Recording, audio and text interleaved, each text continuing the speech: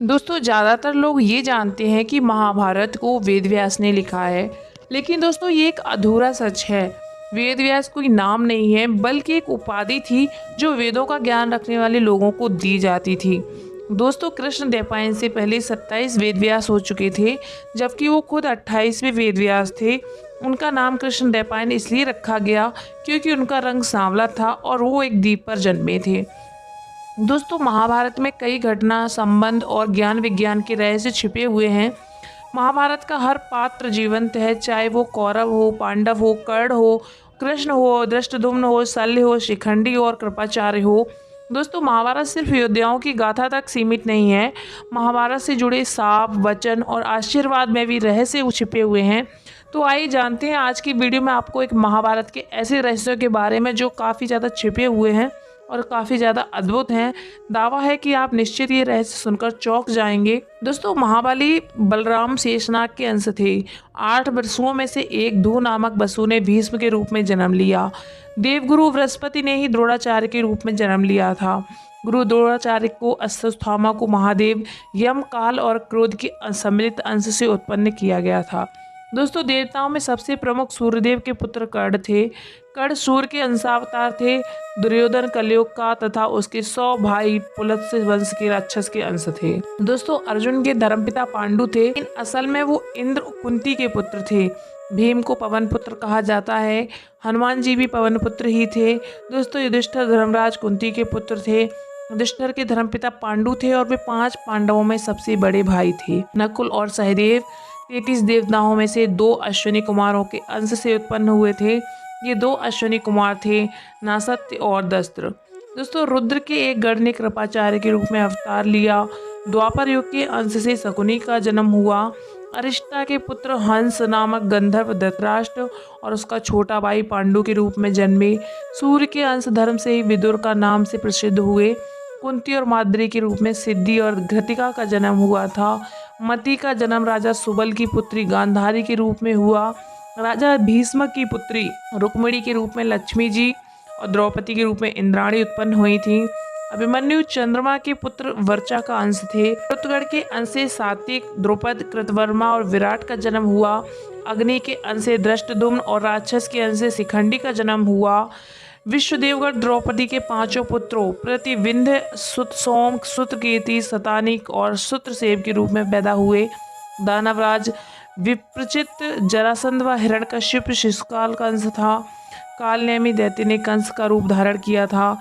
इंद्र की आज्ञा अनुसार अप्सराओं के अंश से 16,000 स्त्रियां उत्पन्न हुई थीं। दोस्तों कहते हैं कि महाभारत युद्ध में 18 संख्या का बहुत महत्व है। महाभारत की पुस्तक में 18 अध्याय हैं। कृष्ण ने कुल 18 दिन तक अर्जुन को ज्ञान दिया। 18 दिन तक ही युद्ध चला। गीता में भी 18 अध्याय हैं। कौरव और पांडवों की सेना में कुल 18 अश्विनी सेना थी, जिसमें कौरव की 11 और पांडवों की 7 अश्विनी सेना थी। इस युद्ध के प्रमुख सूत्रधार भी 18 थे।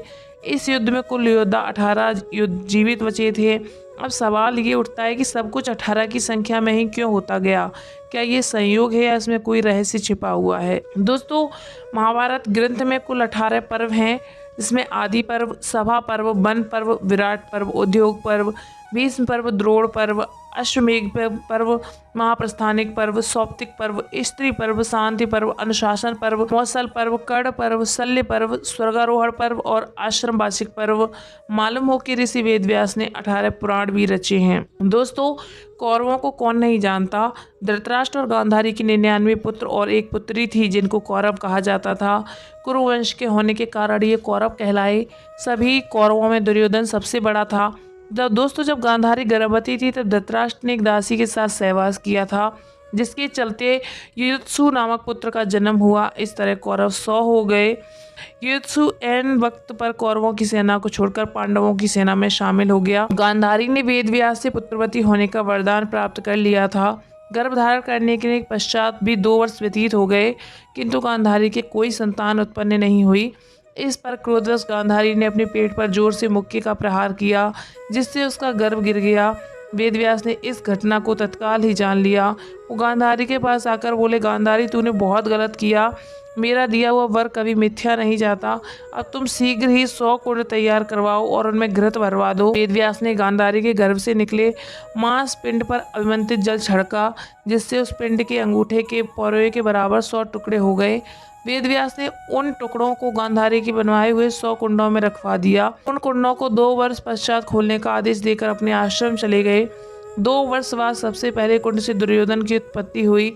फिर उन कुंडों से धृतराष्ट्र और शेष 99 पुत्र एवं दुशला नामक एक कन्या का जन्म हुआ। दोस्तों, मोहनजोदड़ो में कुछ ऐसे कंकाल मिले थे जिनमें रेडिएशन का असर था। महाभारत में सौप्तिक पर्व के अध्याय 13 से 15 तक ब्रह्मास्त्र के परिणाम दिए गए हैं।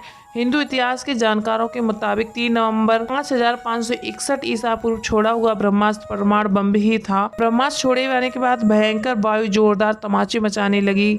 सहस्त्रावधि उल्का आकाश से गिरने लगी। भूत मात्रा को भयंकर महाभय उत्पन्न हो गया। आकाश में बड़ा शब्द हुआ, आकाश जलने लगा। पृथ्वी अरण्य बच्चों के साथ पृथ्वी हिल गई। अब दोस्तों, सवाल ये उठता है, क्या सचमुच ही हमारी आज की टेक्नोलॉजी से कहीं ज़्यादा उन्नत थी महाभारत कालीन टेक्नोलॉजी?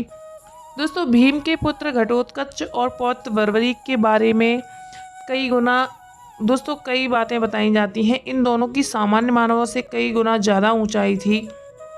माना जाता है कि कदकाठी के हिसाब से भीम पुत्र घटोत्कच इतना विशालकाय था कि वो लात मारकर रथ को कई फुट पीछे फेंक देता था और सैनिकों को वो अपने पैरों तले कुचल देता था। भीम की असुर पत्नी हिडिंबा से घटोत्कच का जन्म हुआ था। जन्म लेते समय उसके सिर पे बाल नहीं थे, इसलिए उसका नाम घटोत्कच रखा गया। इसका मस्तक हाथी के मस्तक जैसा और केश शून्य होने के कारण घटोत्कच नाम से प्रसिद्ध हो गया। दोस्तों, वो अत्यंत मायावी निकला और जन्म लेते ही बड़ा हो गया। उसमें जहाँ शारीरिक बल था वहीं वो मायावी था। दोस्तों, चूंकि घटोत्कच की माता एक राक्षसी थी, पिता एक वीर क्षत्रिय था, इसलिए उसमें मनुष्य और राक्षस दोनों के गुण थे। वो बड़ा क्रूर था और निर्दयी था। घटोत्कच ने युद्ध में अपने विशाल शरीर से हाहाकार मचा दिया। एक बार में ही अपने पैरों के नीचे कई सैनिक को मार दिया करता था, जिससे घबराकर दुर्योधन ने कर्ण को अमोघ अस्त्र चलाने का आदेश दे दिया। इस अस्त्र से घटोत्कच वीरगति को प्राप्त हो गए। दूसरी ओर बर्बरीक दुनिया का सर्वश्रेष्ठ धनुर्धर था। बर्बरीक के लिए 3 बाण ही काफी थे, जिसके बल पर वो कौरवों और पांडवों की सेना को समाप्त कर सकते थे। दोस्तों, बर्बरीक द्वारा अपने पितामह पांडवों की विजय हेतु स्वेच्छा के साथ शीश दान कर दिया गया।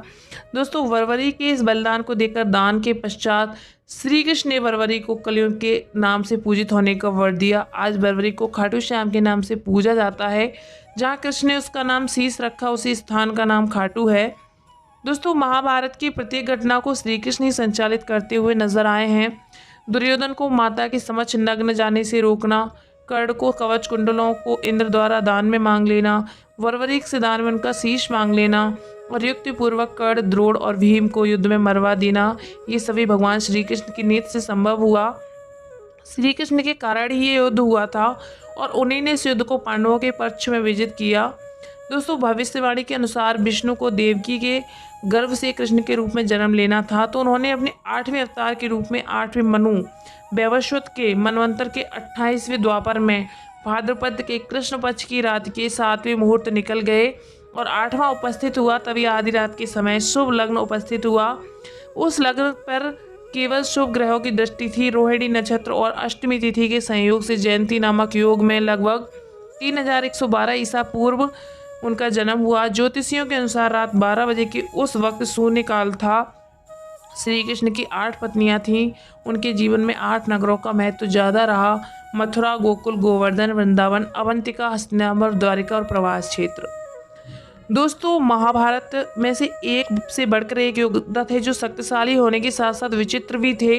दोस्तों, कई सिद्धियों के ज्ञाता थे, चमत्कारों से संपन्न थे, लेकिन श्री कृष्ण तो स्वयं भगवान विष्णु थे।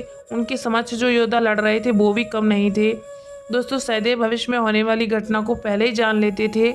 वो तो जानते ही थे कि महाभारत होने वाली है और कौन किसको मारेगा, कौन विजयी होगा, लेकिन भगवान कृष्ण ने उसको श्राप दिया था, अगर उस बारे में लोगों को बताएगा तो उसकी मृत्यु हो जाएगी। यही बर्बरीक दुनिया का सर्वश्रेष्ठ धनुर्धर था। बर्बरीक के लिए 3 बाण ही काफ़ी थे, जिसके बल पर वो कौरवों के पांडवों की सेना को पूरा समाप्त कर देते। युद्ध के मैदान में भीम पौत्र बर्बरीक दोनों खेमों के साथ मध्य बिंदु पर पीपल के वृक्ष के नीचे खड़े हो गए।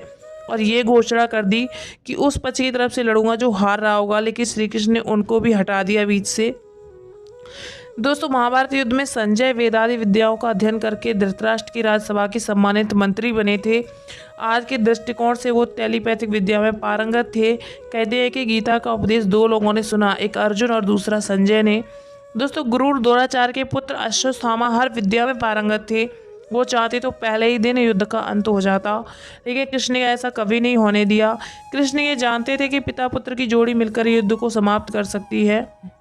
दोस्तों, कर्ण से यदि कवच कुंडल नहीं हत्याए होते तो कर्ण इंद्र द्वारा दिए गए अपने अमोघ अस्त्र का प्रयोग घटोत्कच पर ना करते तो अर्जुन पर करते, तो आज भारत का इतिहास और धर्म कुछ और ही होता।